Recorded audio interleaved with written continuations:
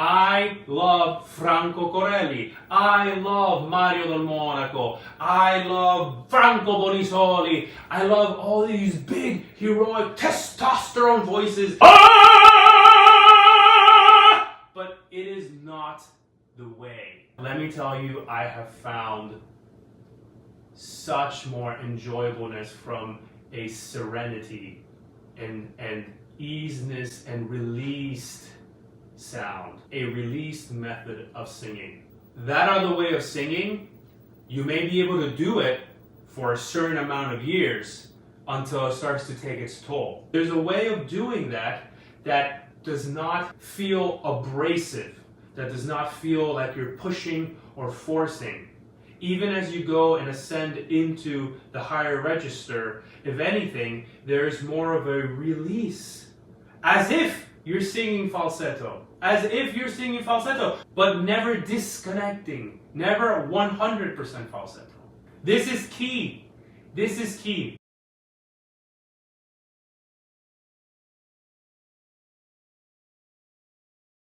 Hello, ladies and gentlemen. We are back with a third part to this little mini-series called Tenor Talk, where I share with you all in a very safe, conversational environment my observations, my experiences, and my methodology as a working opera singer about the voice, about singing. We are in my humble home today. I took a little break of rehearsals because I was feeling a little bit under the weather.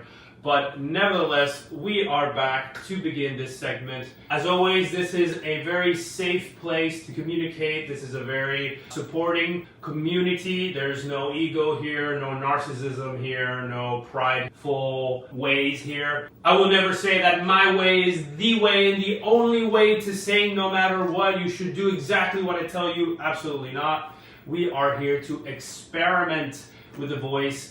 I am an ambassador of experimenting with the voice. It is what has gotten me to where I am today, and be able to perform as an international level opera singer, and be able to be confident and comfortable in my vocal technique, to be able to deliver the most important thing of what we do, which is the art, the music, the expression. With that being said, I want to thank all of you so much for the positive feedbacks, the comments, the questions. You guys have messaged me directly. You have found me somehow on social media, and I have tried to reply to all of you as best as I can. If I haven't, I'm sorry. I will get to you, but I really love the support, guys. Thank you so much.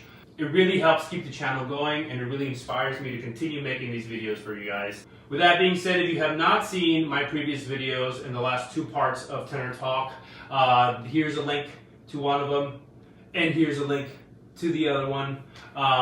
Be sure to check them out because I'm going to be expanding on what I spoke about in the previous two videos in this part 3. Now, before I dive into the big theme of what we're going to talk about today, which is the big enigma, the big riddle, the big question, what is appoggio, what is support?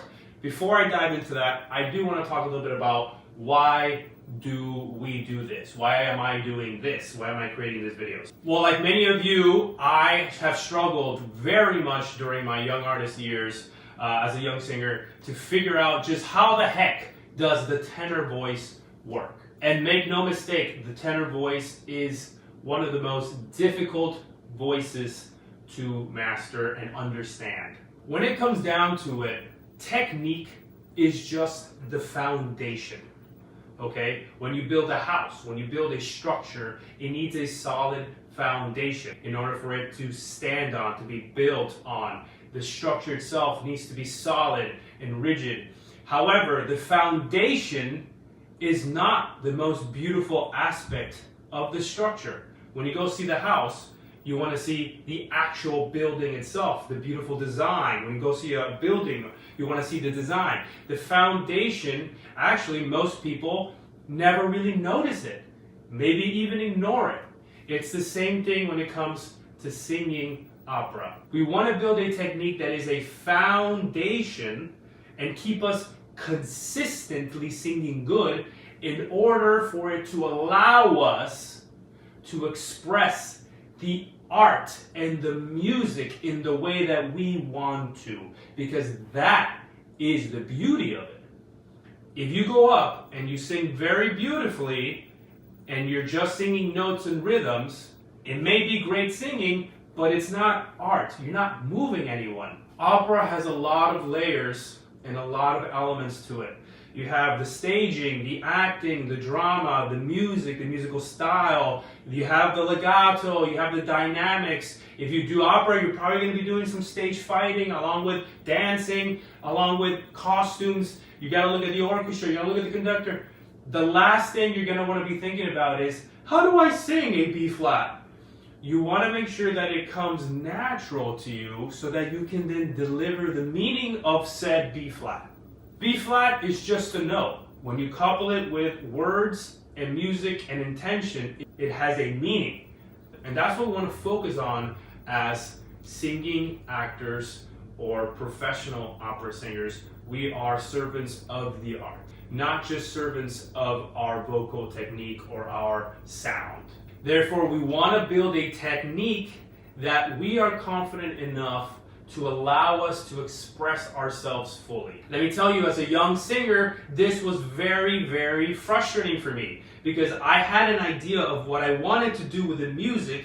I had an idea of all the dynamics I wanted to do, the fortes, the decrescendos, all the colors that I wanted to use in the voice, but I didn't have the technique that allowed me or helped me to actually apply it and demonstrate it on the stage to an audience. So it was very frustrating because going along the very orthodox route of doing your undergraduate, your graduate, applying to young artist programs, seeing a voice teacher got me nowhere. If anything, it confused me a lot, and there were a lot of traumatic events in my experiences in these said young artist programs that actually almost made me want to quit singing. I remember very distinctly an experience where I got up on stage, I opened my mouth, and nothing came out because I had 40 other people's voices, my vocal coach, the artistic director, the head of the studio, the head of the music department, the superintendent, all these people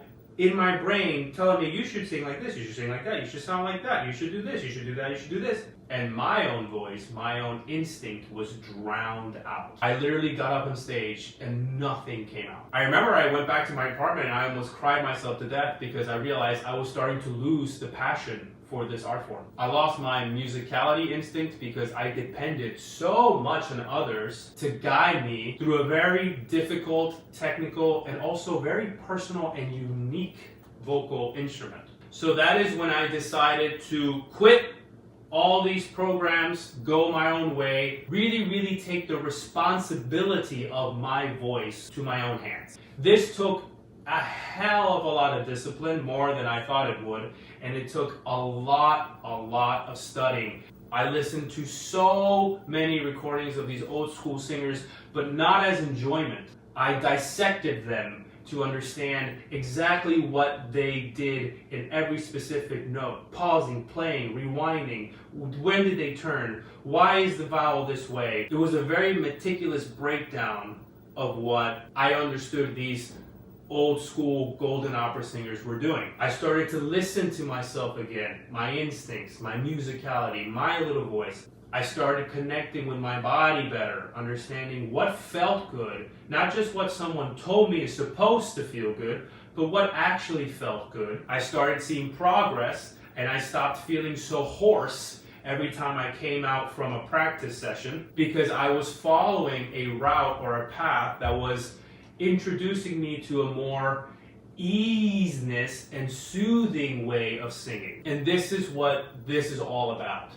I am a huge supporter of finding the easiness to the sound, the easiness to singing, the feeling of singing in a very soothing manner, because the tenor voice is such a demanding voice that on top of everything you have to do, the last thing you want is to be up on stage in front of a 90-piece orchestra, in front of 2,000 people, and think about, holy crap, I don't think I can make it through this aria. oh my God, my voice is on fire. Oh my God, here comes the high note and I feel like I'm lifting 100 pounds. It is very uncomfortable as the singer. It is a huge panic attack, and I have been there. Let me tell you that. It is a horrible feeling. As an audience member, it is so incredibly uncomfortable to watch a singer go through that. Let me tell you that as well. So nobody wants to see that. We want to enjoy the show as an audience member, and as a singer, we also want to enjoy the singing. Let me tell you, there is no better feeling than finishing an opera and feeling like you just nailed it, and hell, you could even sing it again a second time right there and there because you're still feeling fresh. And on top of that, you're able to focus on the character. Wouldn't that be amazing if you get up on stage and you're not thinking about, here comes the B flat, here comes the high C, here comes the A, and actually think about the intention, the character. Really deep dive yourself into the libretto, the drama of what's going on. You're submerged with the staging, the set, the costume, and you can really focus on telling the story, which the audience will appreciate a lot more and will define you as an artist, not just a singer. You're an artist because now you're going more than just singing notes and rhythms. You're actually building the colors, the intentions, the dynamics. You're able to do all the things that the score is allowing you to do because you have built the technique to phonate in a very easy and soothing manner. Still connected, always connected to the core of the sound. I will never ever say sing in falsetto, go up on stage and just sing in falsetto. No, always connected to the core of the sound. But there's a way of doing that that does not feel abrasive, that does not feel like you're pushing or forcing. Even as you go and ascend into the higher register, if anything, there's more of a release. As if you're singing falsetto. As if you're singing falsetto, but never disconnecting. Never 100% falsetto. This is key. This is key. Because I know what's going through most of your heads because it has gone through mine. I love Franco Corelli. I love Mario del Monaco. I love Franco Bonisoli. I love all these big, heroic, testosterone voices. And let me tell you, that is how I wanted to sound. I want to get up there, open my mouth, and feel like I am literally shaking the opera house and everyone, listen to my voice. Ah! But it is not the way. Trust me, I am still a very young singer, so sometimes I still do have to fight against that virility, that youth, that strongful youth to want to push the sound and sound like a very strong beast of a singer, heroic spinto. But let me tell you, I have found such more enjoyableness from a serenity and easiness and released sound, a released method of singing. That other way of singing, you may be able to do it for a certain amount of years until it starts to take its toll. You're also going to find yourself very inconsistent, meaning some performances, it may come out very nice and strong and powerful, even though you're forcing and pushing. And in many other performances, probably 5 out of the 6 performances, it won't come out. You're also going to be sweating bullets because you're going to be putting a lot of pressure on yourself to be delivering this sound all the time on a consistent basis when it's not a sound that is a healthy way of phonating, and it's not a sound that's going to come out consistently 100% of the time. Be very careful and very astute to the people who preach the Milwaukee method, a forceful compression of larynx. Avoid any of that. If you use it as a training tool.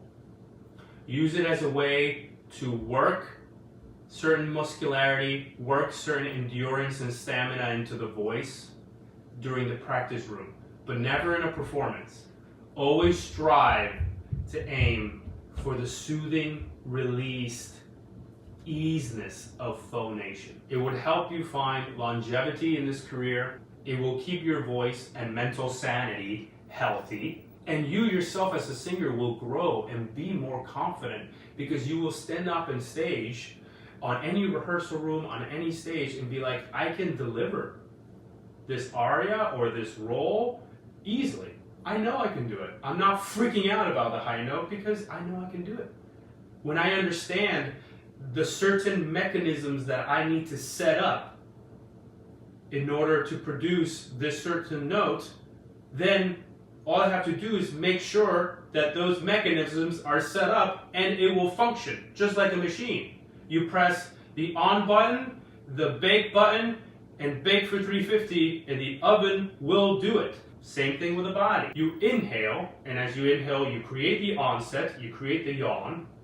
Larynx naturally lowers, palate naturally rises, and creates that column. Diaphragm lowers, there's a suspension in which you're able to engage the support, and as the diaphragm slowly ascends, resisting the impulse to want to force air out or blow out all air, we make sure we adduct our cords, we get that optimal cord closure that I spoke about in my previous video. You can do that with sighing and glottal attacks. Ah, ah, ah, ah, ah, ah, ah.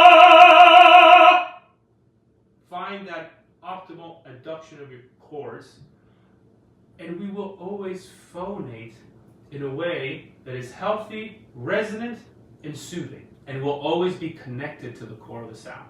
And you can take that method from the bottom of your range all the way to the top. Fach has nothing to do with vocal technique.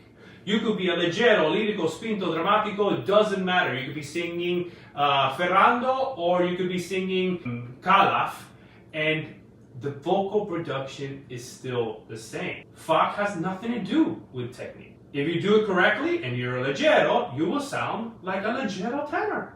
If you do it correctly and you're dramatic, you will sound like a dramatic tenor.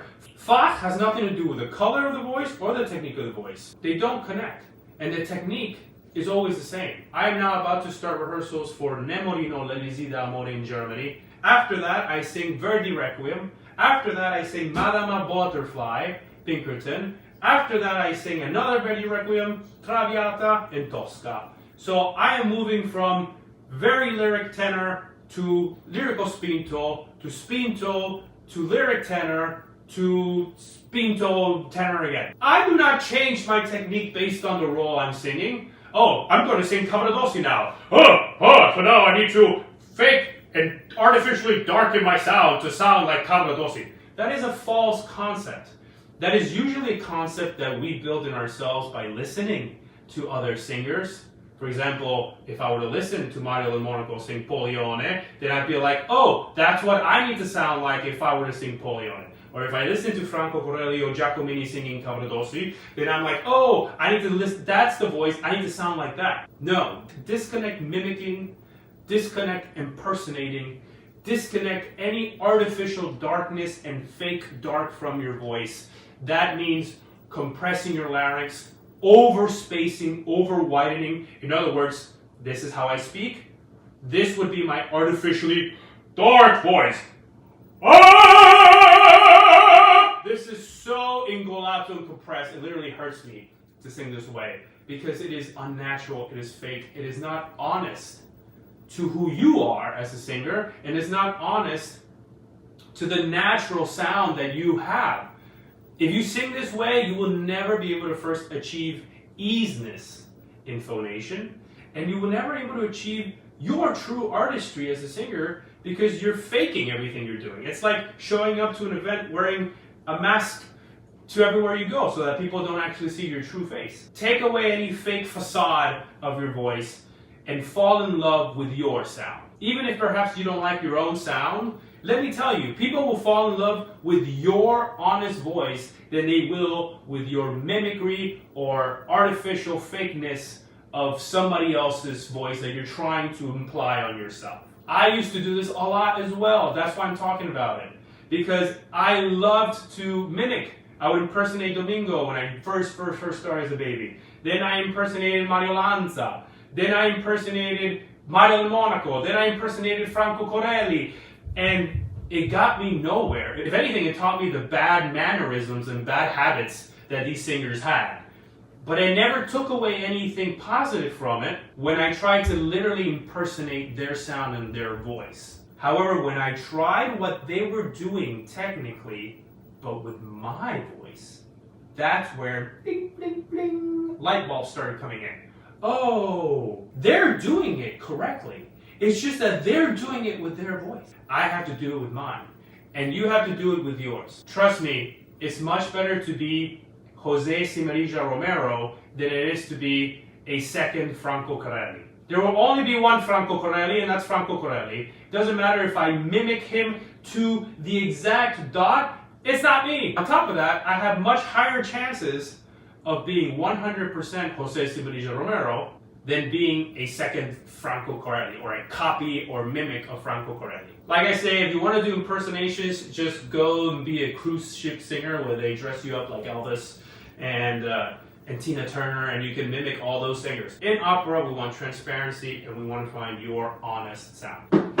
With that being said, I do not want this channel to be a place where you get incorrect information or misguided information, and I do want to talk about something that I mentioned in my previous video about the Bernoulli's effect. This was when I grabbed two pieces of paper and I blew on it to demonstrate that air flowing through a narrow point will create a vacuum or suction. I was incorrect when I mentioned that research because it has been found to not be applicable when speaking of the vocal folds and chord closure. I was also mainly describing the feeling that I get when I achieve that optimal adduction and chord closure. It feels as if all I have to do is exhale, and there is very little weight, therefore as if the air is closing the fold. I am not a vocal pedagogue, big words confuse me, so do your own research on that. A lot of what we do is involuntary musculature anyways, meaning musculature that we cannot control. We cannot control the diaphragm ascending or descending. We can control the abdominal musculature around it. We can't control when our pupils dilate. We can't also control every single time our vocal cords vibrate. There are certain things that we don't have control over. So we have to rely on instincts, and we have to rely on feelings and certain terminology that perhaps, like I mentioned in my previous video, could be confusing or deceiving from one person to the next. In other words, singing light, or singing bright, or singing dark, or singing round. All these terminologies are there to help you describe a concept, but light to you could be different than what it means to me. Brightness to you could be different to what it means to me. So with that being said, I do apologize if what I said about Bernoulli's effect may have confused or led some of you into the wrong path. That is not what I want. If anything, I love that many of you corrected me on that, because it's exactly what I want, a community in which you can all have a conversation about the voice without all the egotistical and narcissistic diva type of mentality that this industry actually has. I encourage all of you watching this video to go listen to another incredible vocal teacher, our Lord and Savior of vocal technique, Jack Livigni, who, when I was young and confused and I left those young artist programs, all I did was watch his videos because I thought they were so in tune to what the old traditional Italian school of singers was doing. Maestro Jack Livigni actually just posted a couple of videos talking about that exact same thing. That when speaking about airflow, the last thing you want to do is tell yourself, oh, I need to rush air out, or force air out, or expel air out. If anything, that's just going to blow open your vocal cord. It's going to lead to a weaker adduction, a weaker chord closure. Forcefully expelling air out or telling yourself that I need to move air or get rid of air is like grabbing one of my kids' air guns and literally puffing a blob of air that will forcefully push your cords open and not allow them to close. This thing is super fun, by the way. Maestro Livigni also speaks about that when we inhale, suspend, and we're about to do the exhalation process of singing, we don't think of air as moving, but we think of the air more as this vapor or gas that ascends just as much as we need to fill the musical phrase or the musical line. And that's when you realize, when you do it correctly, that singing doesn't actually require so much breath. You can actually sustain a note for quite a long time, 15, 20, 25, 30 seconds with quite minimal use of air. In other words, you just don't have to puff up like a blowfish and think that you need a huge tank of reserve to get through a musical phrase. Sometimes you'll find out that less is more, keep it simple. That has also helped me through all my vocal technique journey. If you want to see Jack Livigni's videos, here are the links. They're going to be in one corner or the other corner. I definitely recommend you to see it. Go check out his entire page. There are so much valuable information that he has put out to the operatic world, especially his work with Salvatore Fisichella, the great bel canto and bellini tenor Salvatore Fisichella. I have watched their webinar. I think it's in their website. I may be incorrect. I think it might be in the Mediterranean Opera website. I'm not sure. Google it. Look at the webinar where Salvatore Fisichella is speaking, and it's English subtitled. If you don't speak Italian, it is subtitled. And they pretty much ask him some incredibly amazing questions about vocal technique, and he answers them. I think it's like 3 parts. You have to pay like $20, which is 20 to maybe 30, which is so worth it because it's honestly nothing compared to the information and value that you get from it. Go check that out immediately.